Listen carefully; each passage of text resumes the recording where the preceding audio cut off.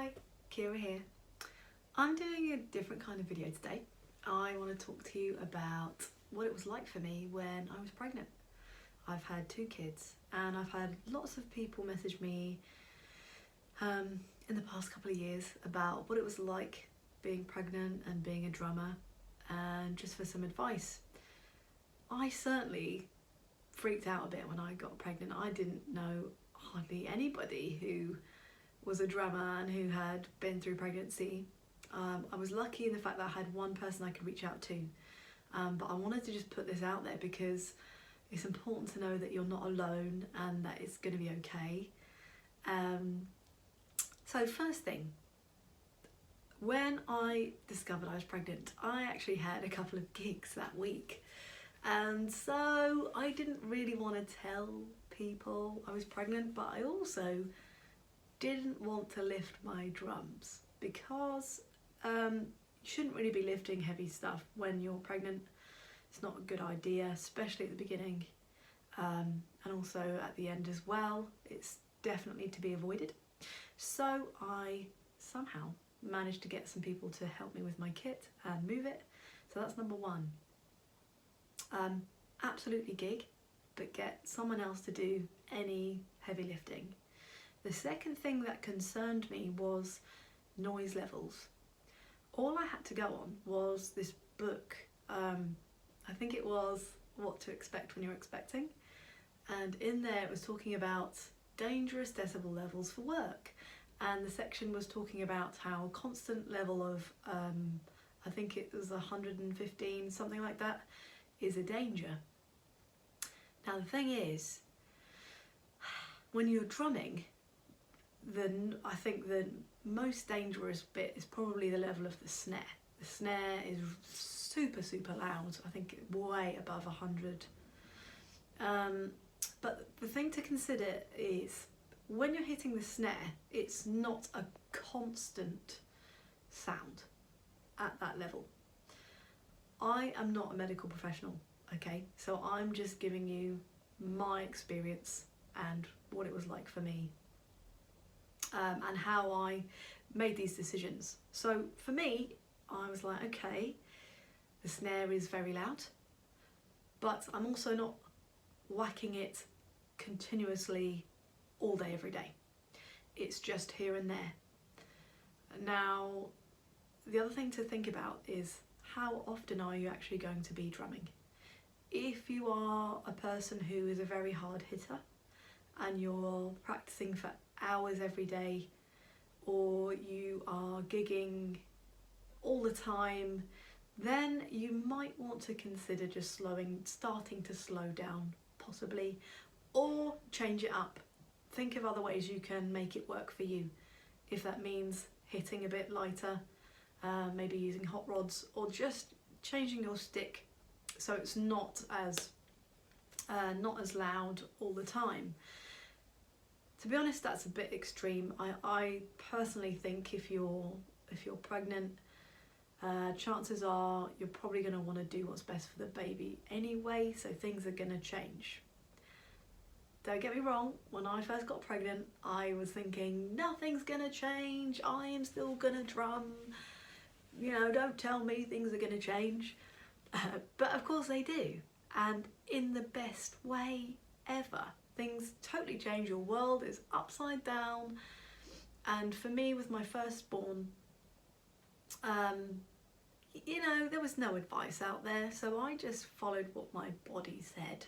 I still played, I still gigged, and my last gig was when I was 35 weeks pregnant, and it was great. I felt good. You know, it was no different to me, and I just naturally started to slow down anyway at that point because my belly was bigger, I was walking, waddling, and super tired. So all of these things kind of make you slow down anyway and prepare and nest for this new arrival. And so drumming for me just kind of took a back seat, as it should do. And then, you know, I just was a little bit nervous when she was born because I was thinking, oh, is her hearing okay? and her hearing was absolutely fine, it was perfect. And I was reassured by, you know, a nurse saying, the baby's in your womb and it's surrounded by liquid, so the sound is not going to be the same. They're kind of protected in a sense. You know, a snare drum hit is going to sound completely different to my ears than it will to the unborn baby's ears. Now, the thing to remember is once the baby is born, if you're in a live situation, anything like that, if they're going to hear any live music, you must put ear defenders on them, because they've got such small little ears. So that's a whole other thing, but you absolutely need to be mindful of that once the baby's actually here. If they're going to be around any music or anything, you need to protect their hearing. I feel like when they're in the womb, you can take a load off and know that it's not going to hit their ears the same way as it will ours. But trust your gut and go with your instincts as a mum. And if you're feeling uncomfortable when you're playing, then stop playing. If you're super tired, take a rest. For me, I really enjoyed drumming when I was pregnant, especially with baby number 2. I drummed right until probably the day before she was born, because she was late. And drumming for me was the thing that remained the same. Everything else changes when you become pregnant. Your mood changes, your hair can change, your skin can change, your sleep can just go completely crazy. Your life is changing in so many ways when you're pregnant. Drumming was the thing that stayed the same for me, and it felt like home. So I did it and it felt great. It made me feel calm, it made me feel happy, and I think anything that's going to make you feel those things is going to be wonderful for the baby.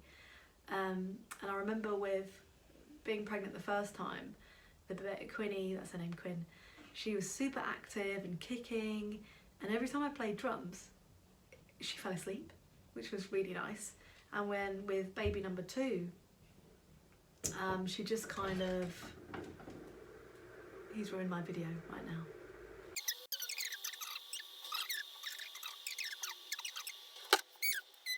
Okay, yes.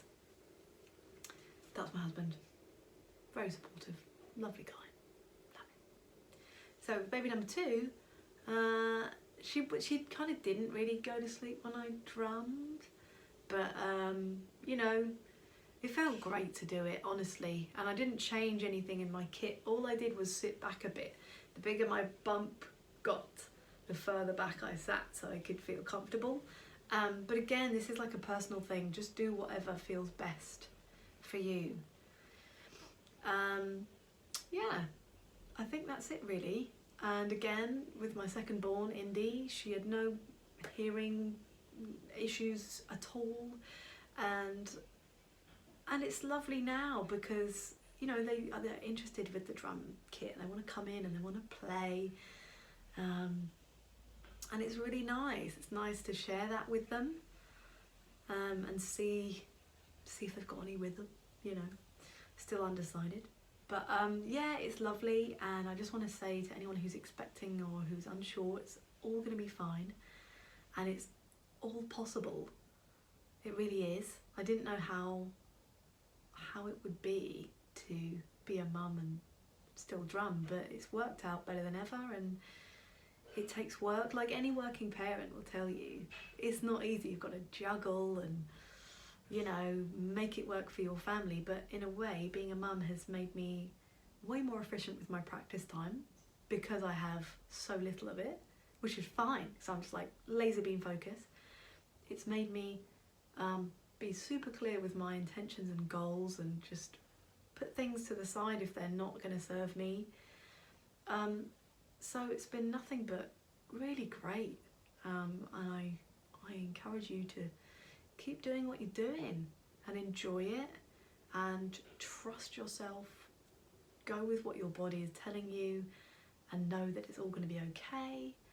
And here if you've got any other questions.